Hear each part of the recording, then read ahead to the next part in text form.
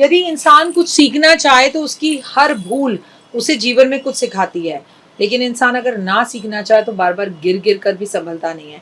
नमस्कार, सुबह की राम राम। कैसे हैं आप सबका स्वागत अभिनंदन है आपके, मेरे और माता रानी के इस खूबसूरत से यूट्यूब चैनल पर। ओए होए, आपका जीवन कल्याणकारी हो, भला हो, मान सम्मान प्रतिष्ठा यश सब कुछ बढ़े, जीवन में कभी किसी चीज़ की कोई कमी ना रहे और लाइफ में सब चीज़ें बहुत पॉजिटिव रहे। हाँ जी, तो मैं आपको बता दूं 21 जुलाई को हम बात कर रहे हैं कामिका एकादशी पे, खिल उठेगा आपका जीवन। लेकिन सबसे पहले हम हमेशा की तरह बात करेंगे बिलीव इन कर्मा।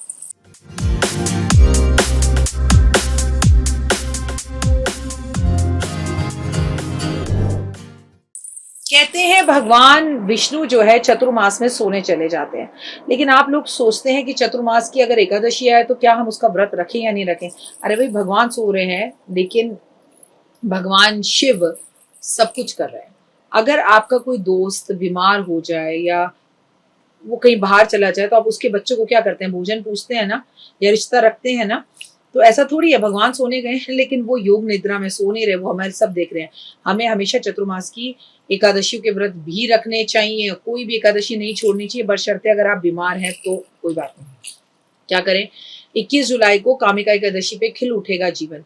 जगत के पालनहार भगवान विष्णु सावन के इस महीने में शुक्ल पक्ष की एकादशी तिथि समर्पित है भगवान को।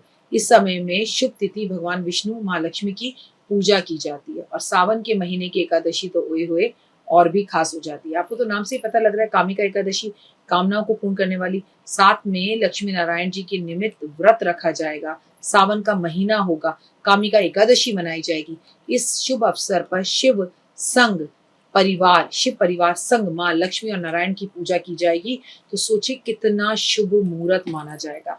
कब मनाई जाएगी कामिका एकादशी? हर साल सावन के महीने में कृष्ण पक्ष की एकादशी तिथि को कामिका एकादशी मनाई जाती है। इस शुभ अवसर पर भगवान शिव संग भगवान विष्णु की पूजा करने से अक्षय फल का, अमोघ फल का प्राप्ति होती है। साथ ही साधक को मृत्यु के उपरांत उच्च लोक की जो है ना स्थान प्राप्त होता है। चलिए, आप लोग मरने के बाद में तो बिलीव नहीं करते हैं, कम से कम जीते जी तो अपने बैंक अकाउंट को अच्छे काम कर कर भर लीजिए।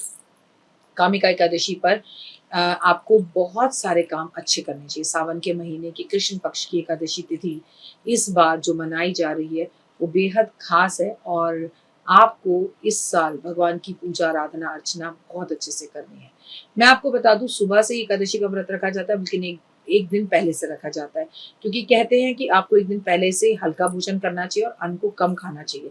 अगर आप एकादशी का व्रत नहीं भी रखते हैं तो कामिका एकादशी वाले दिन भगवान शिव और भोलेनाथ, शिव पार्वती और मैं आपसे कहूंगी कि माता लक्ष्मी की और विष्णु जी की पूजा जरूर करें। कामिका एकादशी के व्रत भक्तों के सभी पापों को धोकर मोक्ष प्राप्त करने वाले होते हैं और आपकी बड़ी बड़ी मनोकामनाओं को पूर्ण करने वाले होते हैं। इस व्रत का महत्व इसलिए अधिक हो जाता है क्योंकि सावन में पड़ने जा रही है और शिव को भी समर्पित है।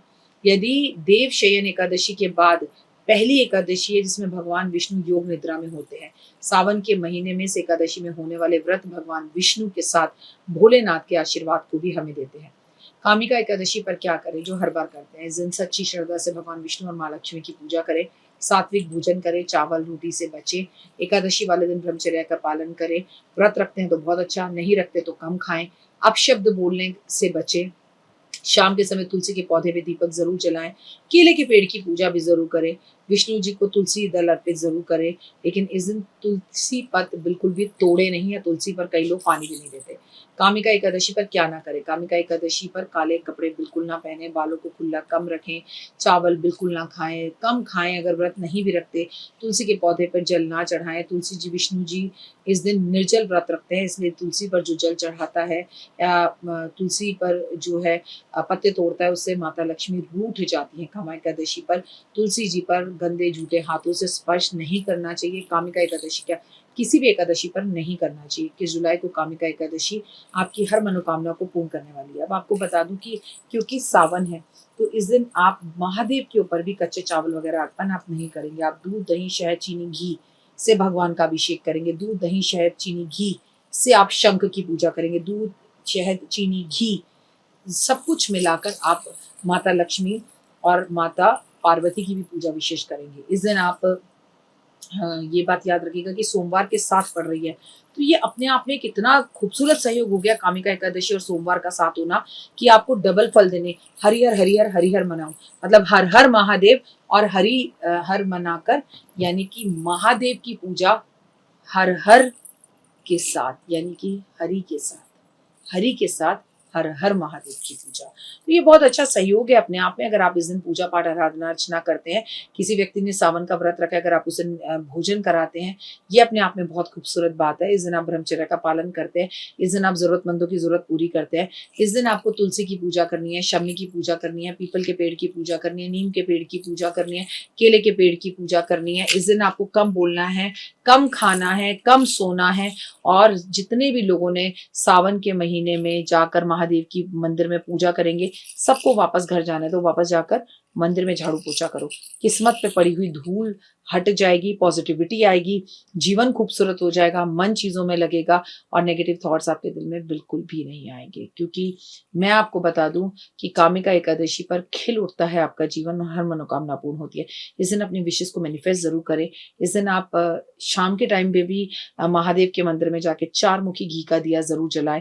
शाम के टाइम पीपल के पेड़ पर दिया जलाएं, शाम के टाइम शम्मी पर दिया जलाएं, बेलपत्र पर दिया जलाएं और नीम के पेड़ पर दिया जलाएं। और सबसे बड़ी बात है, अपने घर के मंदिर में एकादशी वाली रात जाग कर, पूरी रात जागरण कर कर, अगर घर की महिला गीता का पाठ करती है, शिव पुराण का पाठ करती है, ब्राह्मण को इस दिन कपड़े देती है, इस दिन पीले पुष्प भगवान को अर्पण किए जाते हैं, सफेद पुष्प महादेव को अर्पण किए जाते हैं, इस दिन महादेव पर गंगा जल अर्पण किया जाता है। इस दिन बिल्कुल एकदम शांत चित्त मन से अपनी माँ की सेवा की जाती है, अपनी माँ को कोई तोहफे दिए जाते हैं, सासू माँ को कोई तोहफे दिए जाते हैं। तो ओए होए ओए होए ओए होए, आपकी जिंदगी के अंदर ये सब चीजें पॉजिटिविटी को लेकर आते हैं और लाइफ खिल उठती है। तो फिलहाल दीजिए मुझे इजाजत। अपना और अपनों का रखिए खास ख्याल। आपका हर मनोकामना पूर्ण हो और माता रानी की असीम कृपा आप पर बनी रहे। जय माता दी। जीवन में है समस्या, नहीं मिल रहा तकलीफों से छुटकारा, नहीं मिल रही मनचाही नौकरी, टूट गया है विश्वास, सांस से आपकी बिल्कुल नहीं बनती और खत्म हो गई है आस, भगवान से आपका विश्वास उठ चुका है। टैरो के 78 कार्ड खोलेंगे भविष्य का राज। सरकारी नौकरी से हैं आप कोसों दूर। कुंडली जगाएगी कुंडली जागरण, कुंडली बताएगी आपका भविष्य। ऊपर से ये जादुई हवाएं, ऊपरी हवाएं, जादू टोना तंत्र विद्याएं, पति पत्नी और वो, करना होगा खुद पर विश्वास। दीजिए मुझे भी एक मौका, अपनी कुंडली दिखाइए, टैरो कराइए, लेकिन अपनी जिंदगी को जल्द बदलवाइए। मैं हूं डॉक्टर वाई राखी। आप मुझसे बात कीजिए, फ़ोन कीजिए, अपॉइंटमेंट लीजिए। आपकी ज़िंदगी के अंदर आएगा ज़बरदस्त बदलाव।